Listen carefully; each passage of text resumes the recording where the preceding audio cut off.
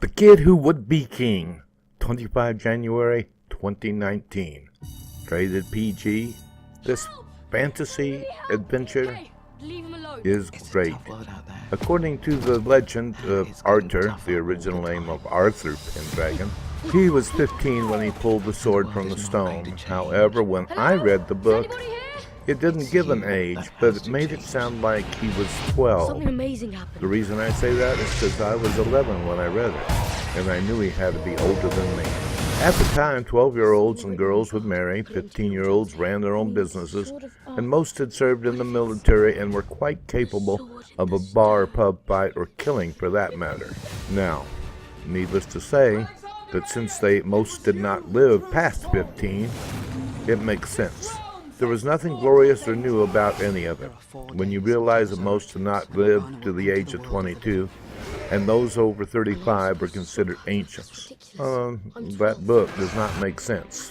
Talk about old. Joe Cornish wrote and directed this piece, although I cannot tell you it was 100% logical, which by the way is my bane for any movie. I can tell you it was full of action and suspense. The CGI on this film was excellent, although the storyline was weak. It was fitting for a modern-day audience. You. Granted, this movie was made for children of our era. I think if viewed by the ancients, they would point out as zillionaires.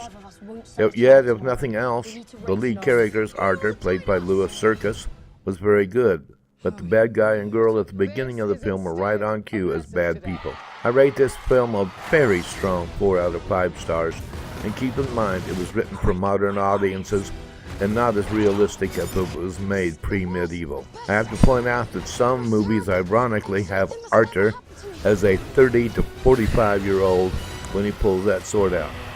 So ridiculous it is not funny, since the original short story was made for children. Where did you learn how to drive? Mario Kart? Don't freak out, okay? Lady of the Lake, please return Excalibur.